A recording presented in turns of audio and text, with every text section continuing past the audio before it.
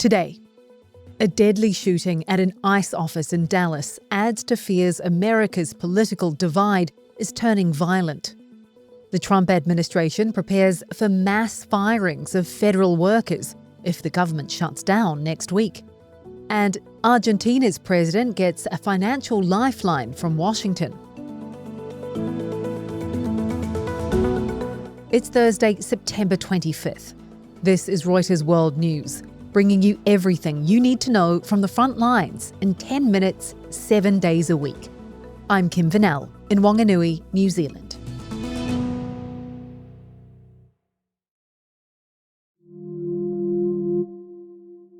A gunman opened fire at an Immigration and Customs Enforcement field office in Dallas on Wednesday, killing one detainee and injuring two others before taking their own life. The FBI's Joseph Rothrock says the shooter left behind shell casings marked anti-ICE, pointing to an ideological motive. I can confirm at this time that the FBI is investigating this incident as an act of targeted violence. The gunman has been identified as 29-year-old Joshua John. US President Donald Trump quickly seized on the incident on Truth Social, accusing radical left Democrats of stoking anti-ICE violence by constantly demonizing law enforcement. He also invoked the recent assassination of conservative political activist Charlie Kirk, saying that radical left terrorists pose a grave threat to law enforcement and must be stopped. Republican Senator Ted Cruz spoke at the scene in Texas, calling for an end to any form of political violence. Look, in America, we disagree. That's fine. That's the democratic process. But your political opponents are not Nazis. The shooting is the third attack this year in Texas at a Department of Homeland Security facility. Good FBI here. There is one subject shot in front of the VCA. Body cam footage showing the moments after a man was fatally shot by a federal immigration officer earlier this month in Chicago challenges the official account of what happened. The Department of Homeland Security says the agent shot 38-year-old Silverio Villegas Gonzalez because he was fearing for his own life. Just a left knee injury and some lacerations. Nothing major.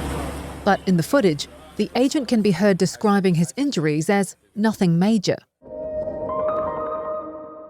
The Trump administration is asking federal agencies to prepare to fire government workers en masse in the event lawmakers cannot agree on a funding package by the end of this month to keep the government running. It's a significant shift from what usually happens during shutdowns, as reporter Courtney Rosen in Washington explains. When the U.S. government has a shutdown, any employees that are not essential to protecting what they call life or property are put on furlough. So they're not paid during the shutdown. And then when Congress and the White House reach a deal, they come back to work. What's different here is that the Trump administration is saying they're not going to furlough these folks. They're going to dismiss people, fire them that they don't see as necessary. And then later on, after there's a deal struck, if there's a deal struck, they'll decide who to bring back into government or who to rescind the firings for. Courtney says it's unclear whether this is a negotiating tactic from President Trump or a push to slash the workforce. The Trump administration certainly wants Democrats to see it as a threat and as a negotiating tactic. We're expecting that 300,000 federal workers are going to have exited the government by the end of this year. So we've already seen lots of people leave government either through firings or through leaving voluntarily. This would be a threat to step that up in the event that the government shuts down and to increase those numbers, which is something that the Trump administration has been saying they want to do. They want to continue to shrink the size of government. Airports in Western Denmark have reopened after being shut for hours when unidentified drones flew into their airspace overnight. It's the second such security incident in the Nordic country this week. Denmark's Justice Minister, Peter Hummelgaard, says the drone incursions are a hybrid attack intended to spread fear. And every year that this war goes on, weapons become even more deadly. And only Russia deserves to be blamed for this. And for them, Ukrainian President Volodymyr Zelensky at the UN, urging world leaders to help stop Russia's war in his country or be consumed by a new global arms race in the age of AI.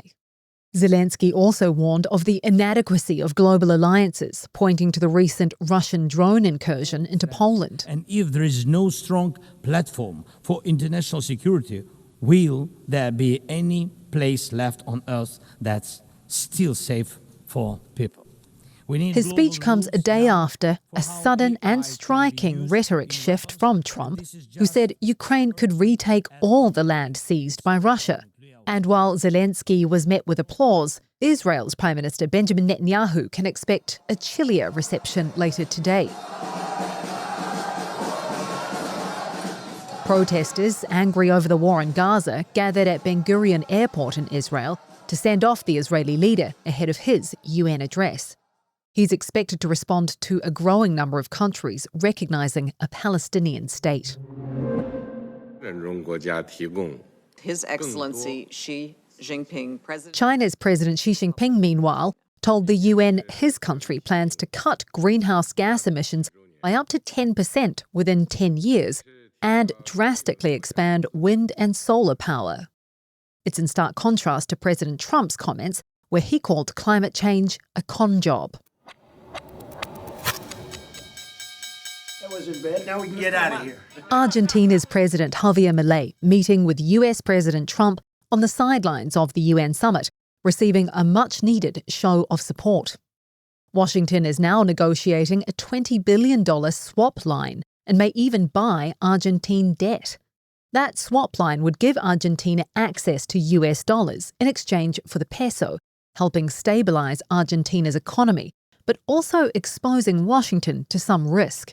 It also gives Milei a boost ahead of crucial midterm elections next month, where he hopes to push through his libertarian agenda. Reporter Karen Strawhecker covers emerging markets.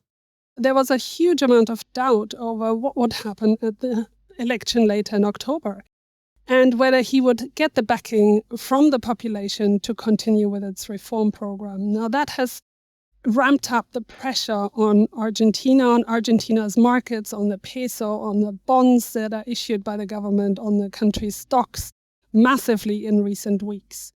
So what the latest show of support by the United States has provided Milei with is really some breathing space to see this through until the election and possibly a little bit beyond, to help him address some of the issues that he has in the country that he would like to address. However, the big question mark is, how is he going to address the country's underlying issues? In particular, they have a very misaligned exchange rate, and the show of support from the US really doesn't fix it. Italy is sending the Navy to help an international aid flotilla trying to reach Gaza after it was attacked by drones in international waters off Greece. That's according to the Global Sumud Flotilla, the group organising the effort. And Spain's Prime Minister says they're sending a military warship for protection too. It has been a crazy nightmare yesterday. Activist Juan Bordero Roma there. About 50 civilian boats are involved in the effort, with lawyers and activists on board, including Greta Thunberg. GSF says its boats have been attacked by drones several times already. TikTokers get ready to rejoice. President Trump is set to sign an executive order later today that clears the way for a deal to sell TikTok's US operations and keep the platform running. Investors for the US split-off entity include Oracle and private equity firm Silver Lake.